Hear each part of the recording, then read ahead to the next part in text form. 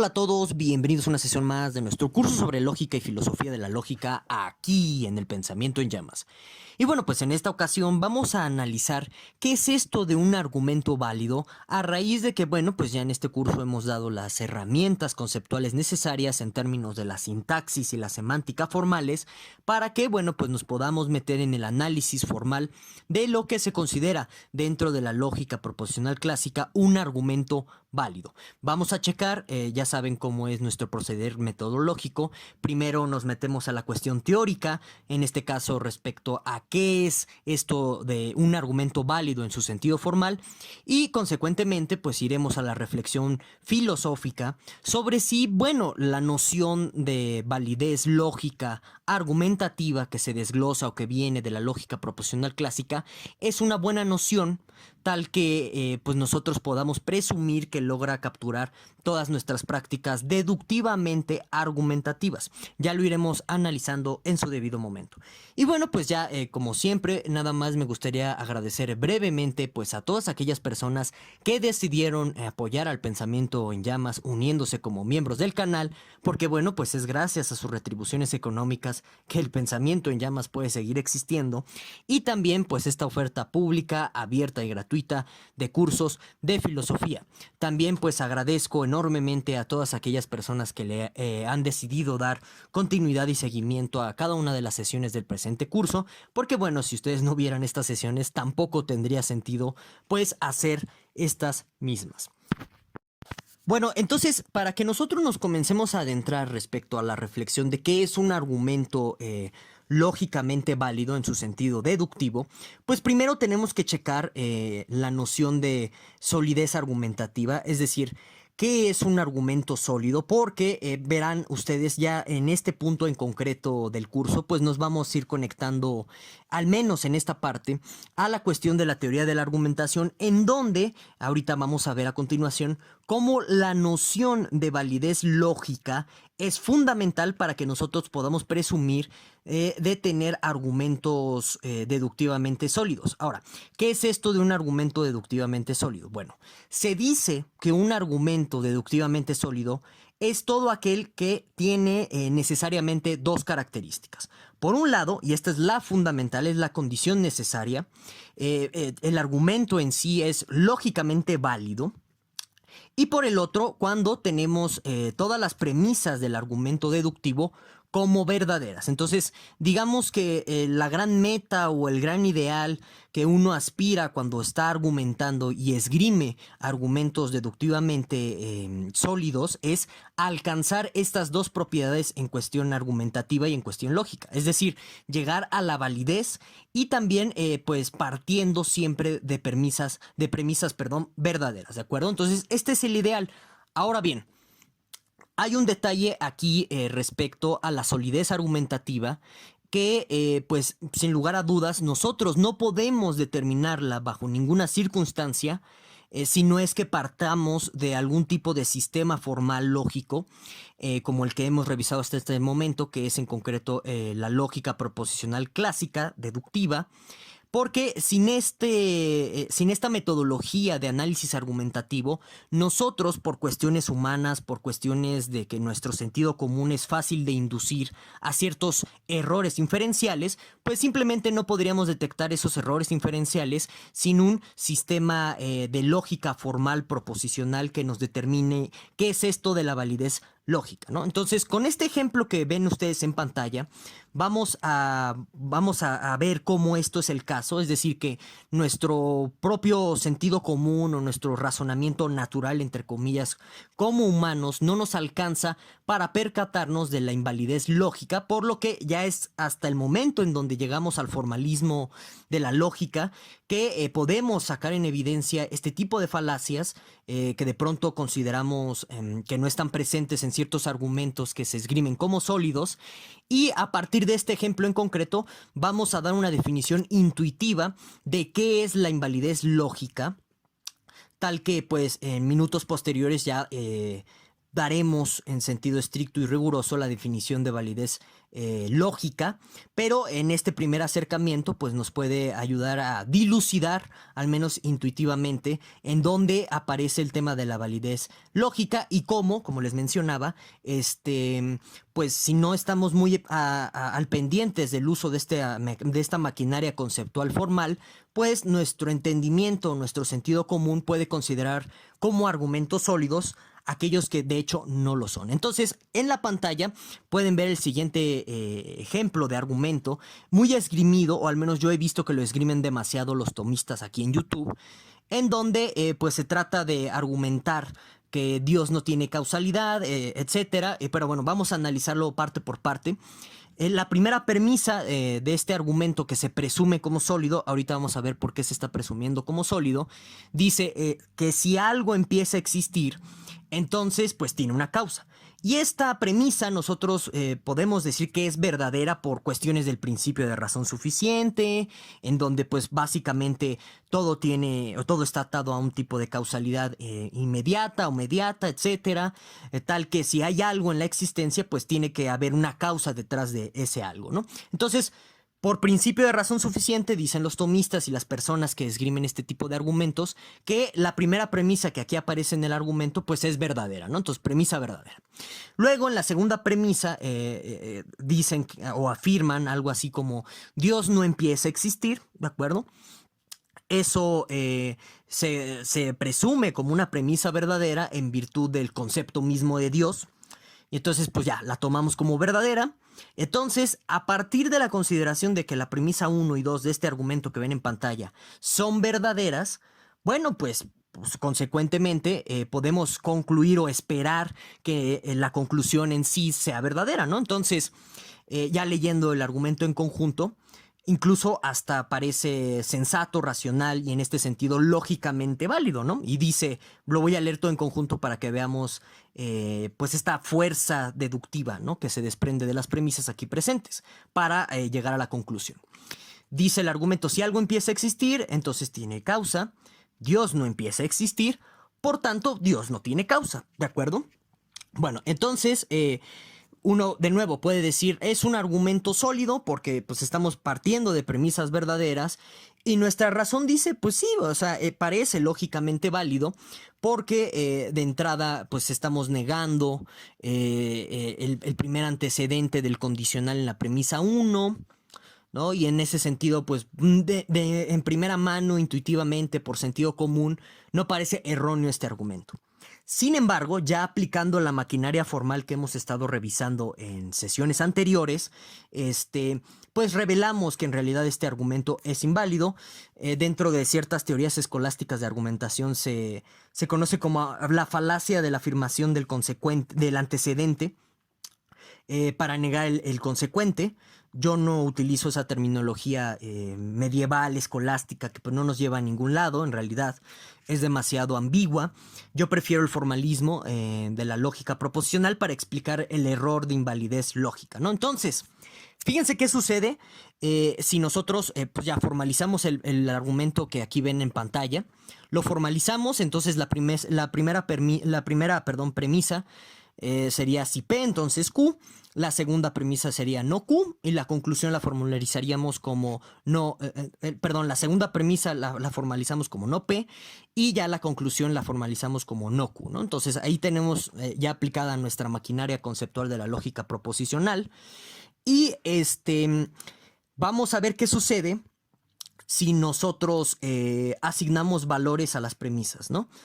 En este sentido, si uno quisiera tener un argumento válido, al menos aquí intuitivamente, lo que a uno le gustaría es que hubiera algo que se conoce como preservación de verdad. ¿Qué quiere decir la preservación de verdad?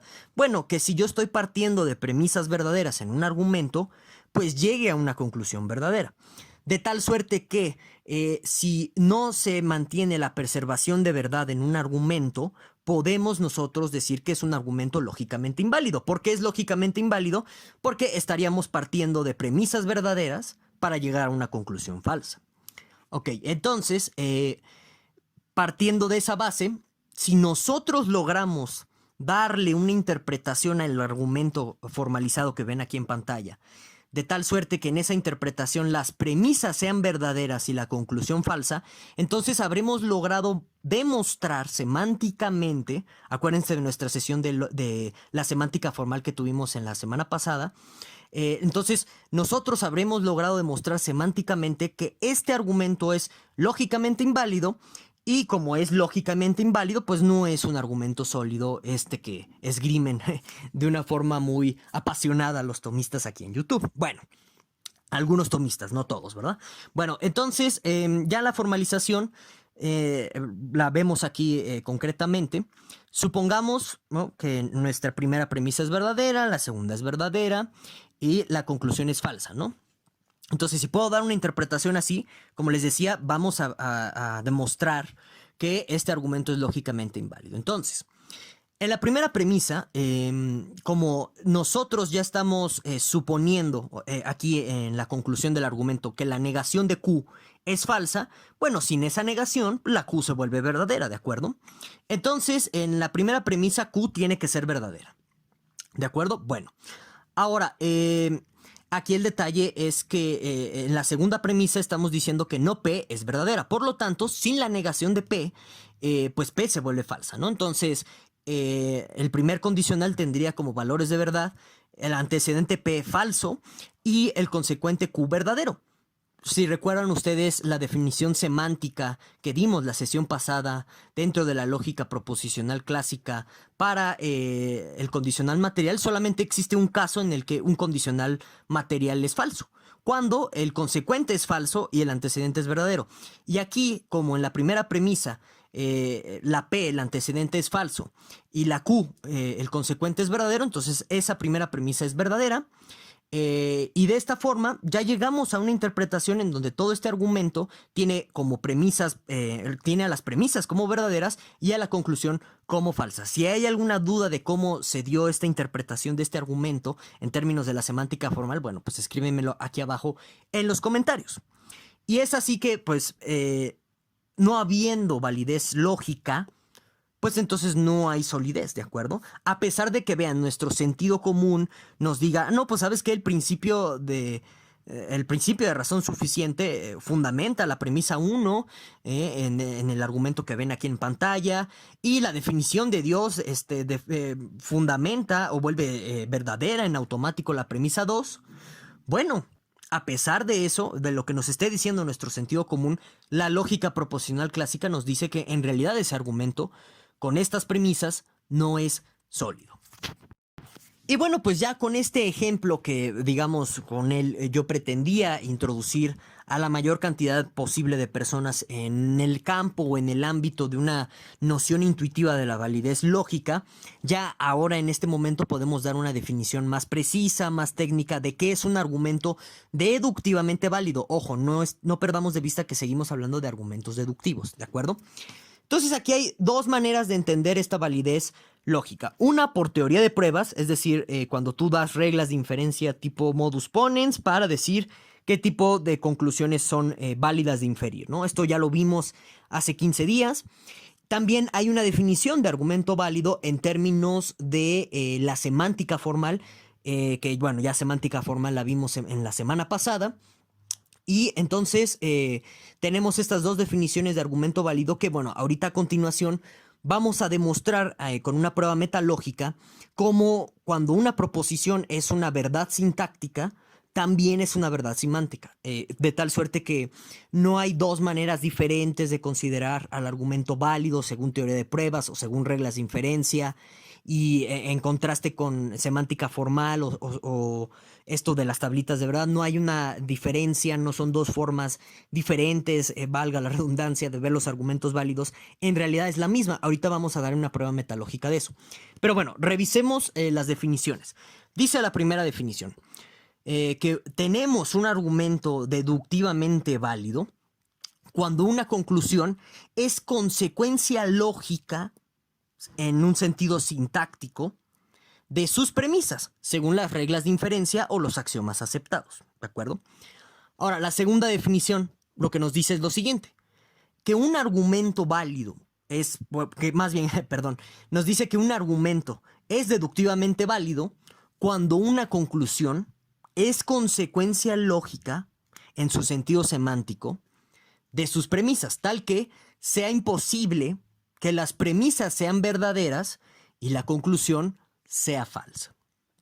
Ahora, como pueden percatarse ustedes, aquí el término que salta es esto de consecuencia lógica, que es un término que a nivel de filosofía de la lógica ha dado muchos problemas y ha dado un montón de reflexiones sumamente interesantes que ya iremos desmenuzando y desglosando en próximas sesiones, ¿de acuerdo? Pero digamos que para lo que queremos exponer en esta sesión, que nos va a servir, por supuesto, de base para que nos metamos a la discusión filosófica sobre cómo entender al final del día las consecuencias, qué es una consecuencia lógica. Aquí lo importante que quizás debamos considerar sobre qué es esto de la consecuencia lógica es lo siguiente, que es una relación formal entre un conjunto inicial de elementos que nosotros llamamos premisas hacia un conjunto terminal o final que nosotros llamamos conclusiones. De tal suerte que al ser una relación y no una función, esto es algo muy importante, simplemente está estableciendo una especie de vínculo en sentido formal, es decir, un modo en el que podemos nosotros relacionar uno o más elementos del conjunto inicial de premisas hacia el conjunto final de conclusiones. Bueno, ¿qué quiere decir todo esto en cristiano? Porque de pronto a lo mejor suena muy rebuscado. Bueno, no quiere decir otra cosa más que la consecuencia lógica es un tipo de relación formal, de tal suerte que lo que hace es relacionar conclusiones con premisas. Eso es todo.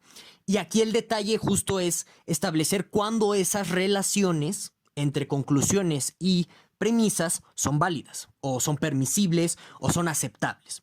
Y por eso existen estos dos criterios. O sea, tú puedes decir que la relación de premisas a conclusiones es aceptable o es válida cuando en esa relación se está observando un tipo de regla de inferencia en concreto. Modus ponens, silogismos disyuntivos, etc. O bien tú podrías decir, ¿sabes qué? Esa relación de premisas a conclusiones se respeta, se conserva, se mantiene cuando tienes una interpretación semántica, es decir, una asignación de valores de verdad, tal que hace al conjunto inicial llamado premisas verdadero o toma valores verdaderos y hace que sea imposible que el conjunto final llamado conclusión o conclusiones se le pueda asignar el valor falso.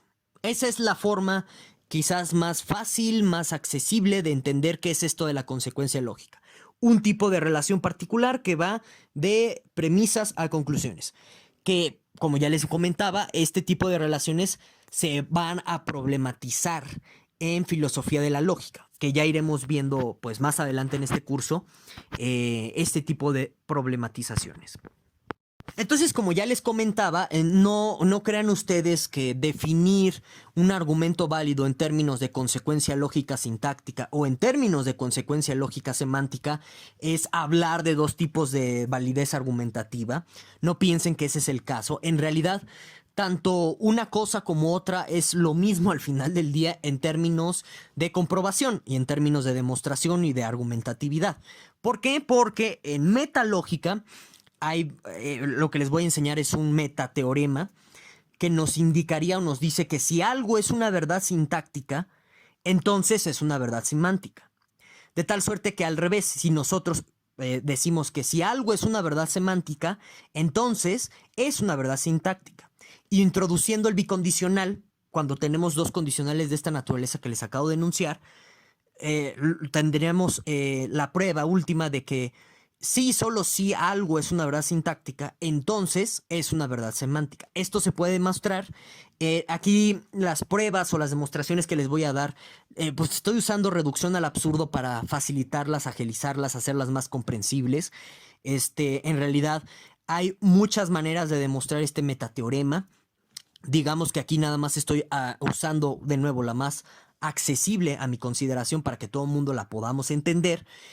Pero en un curso de metalógica se estudia esto de una manera más profundizada, más compleja. Ahora, si me permiten, así entre paréntesis, este pequeñísimo comercial, Ahorita para los miembros del canal estoy dando un curso de metalógica, estamos iniciando con un curso de metalógica y ya en ese curso de metalógica, pues como se requiere aprender un poco de conjuntos y demás y todas esas cosas las estoy enseñando por allá. Por eso estoy creando con los miembros del canal pues un espacio para dar un curso de metalógica.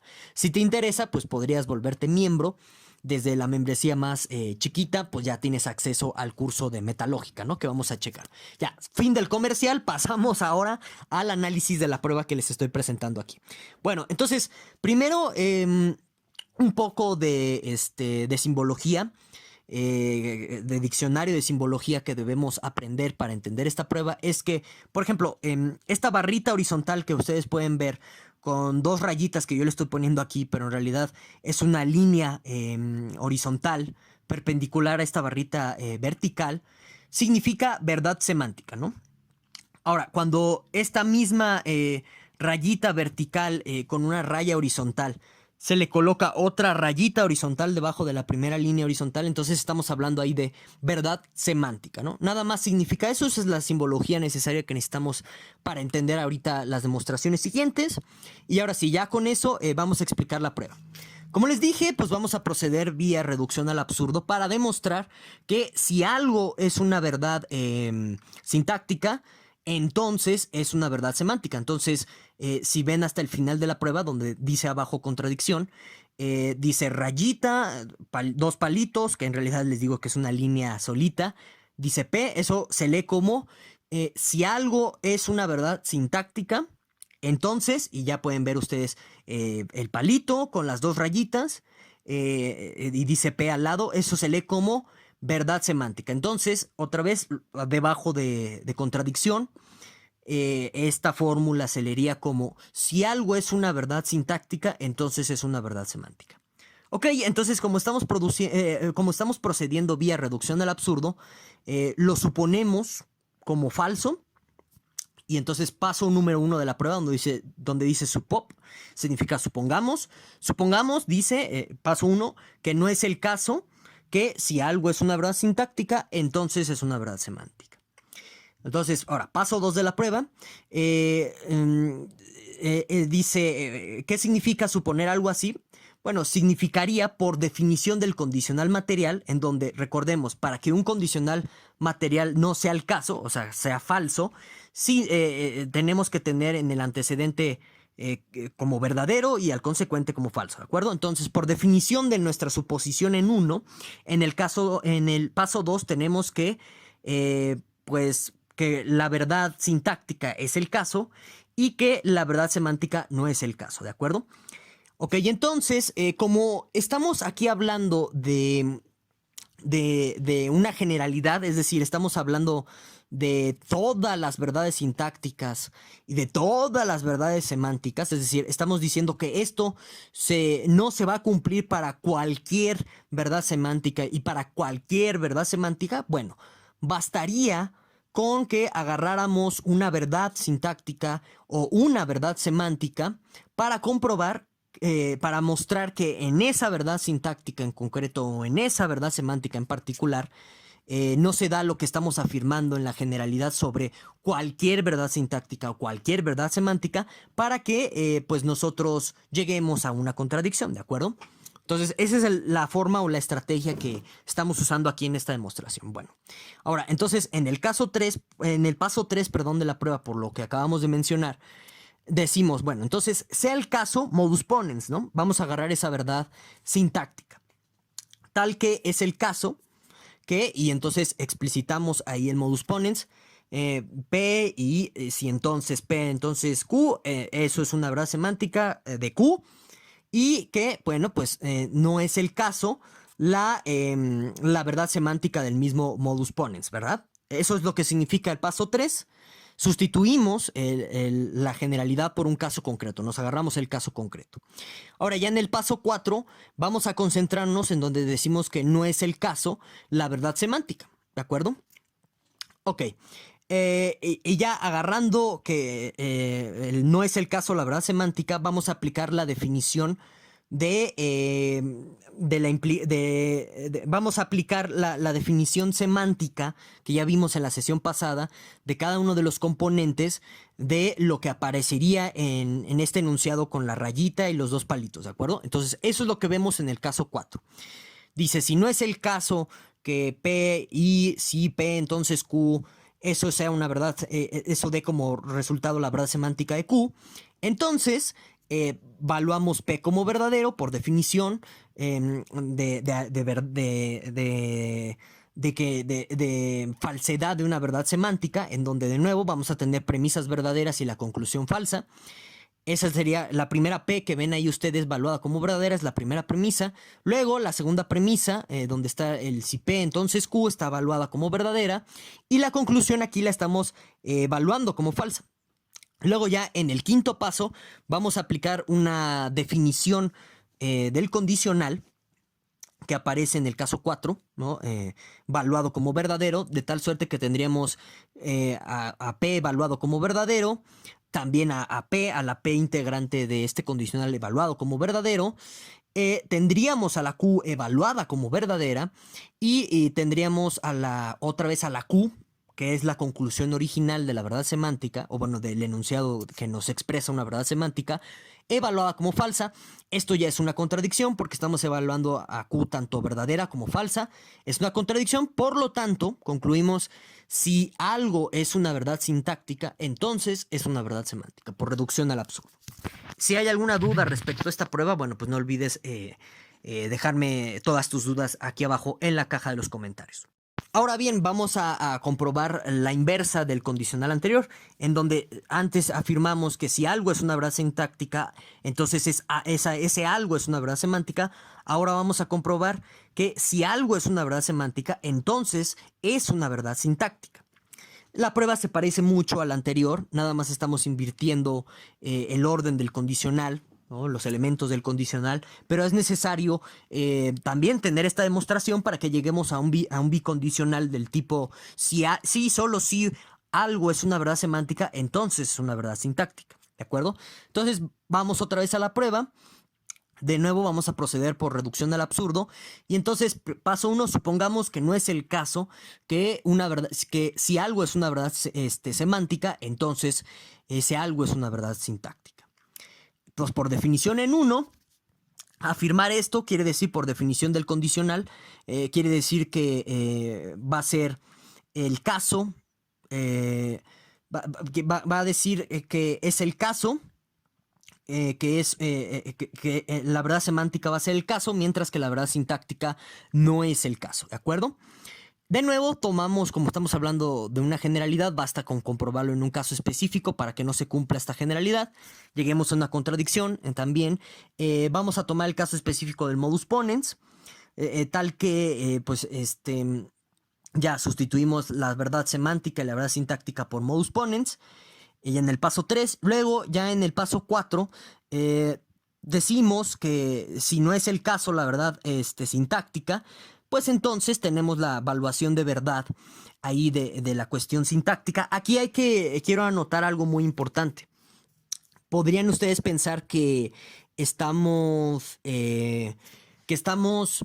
haciendo algún tipo de circularidad porque en algún sentido no estamos evaluando sintácticamente esto, o que estamos haciendo un paso tramposo en 4 porque no estamos evaluando sintácticamente, sino semánticamente? Pero en cuestiones de metalógica esto se puede, porque en realidad estas Vs y estas Fs en metalógica significan otras cosas, no es la verdad y la falsedad de nuestra semántica formal. En fin, ese es otro tema.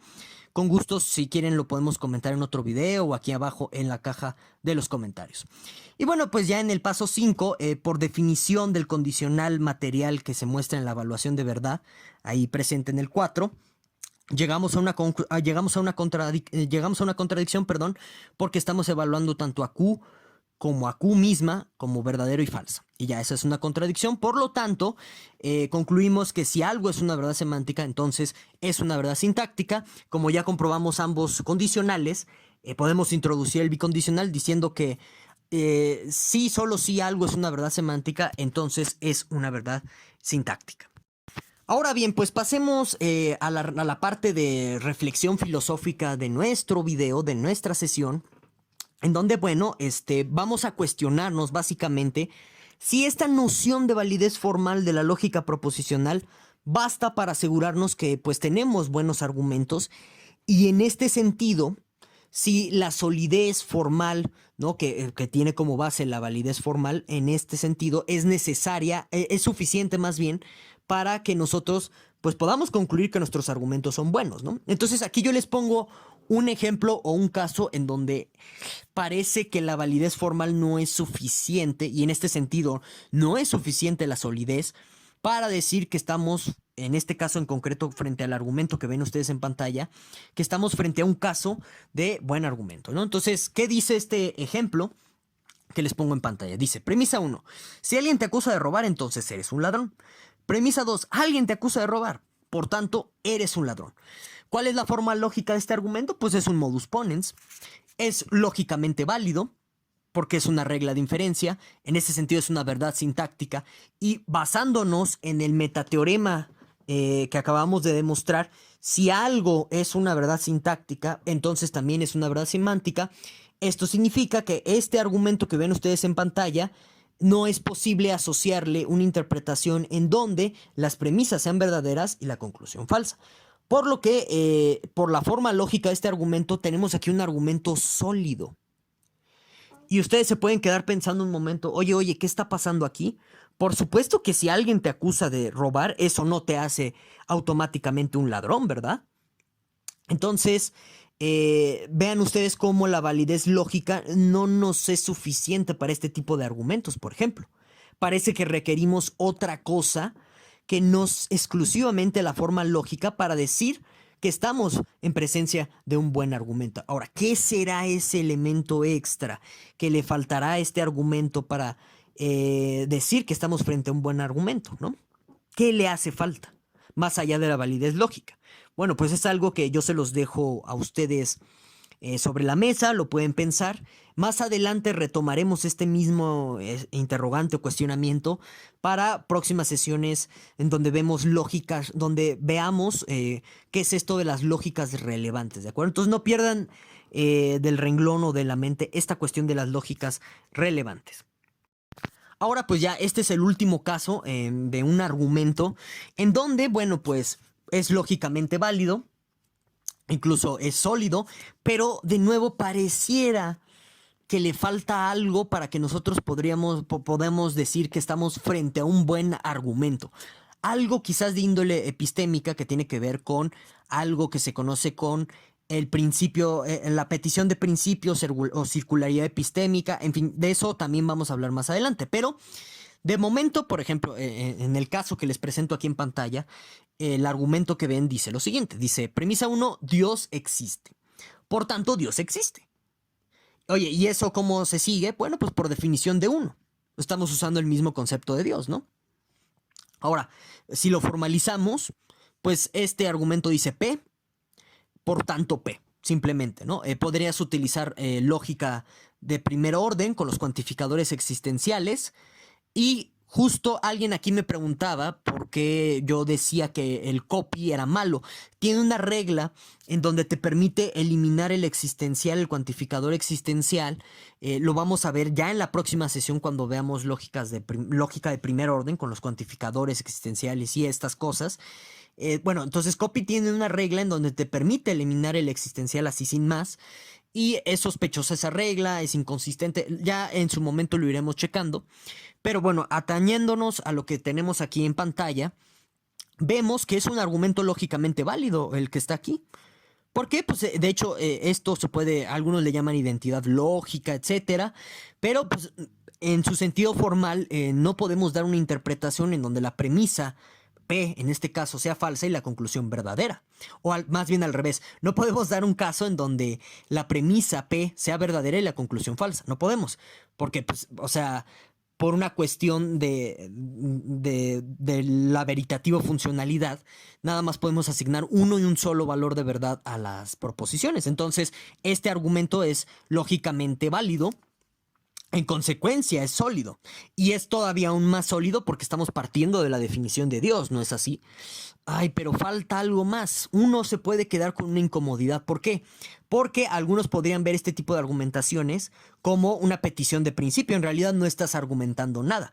Simplemente estás reiterando o repitiendo la misma P en el argumento. Otros podrían verlo en términos de circularidad epistémica porque no hay una justificación del paso 1, es decir, de la premisa a la conclusión. Entonces, vean, aquí parece que tenemos otro caso en donde la validez lógica se queda corta, no logra ser suficiente para modelar nuestras prácticas argumentativas. Y bueno, sin más, pues muchísimas gracias a todos por escuchar y ver. Nos vemos hasta la próxima semana.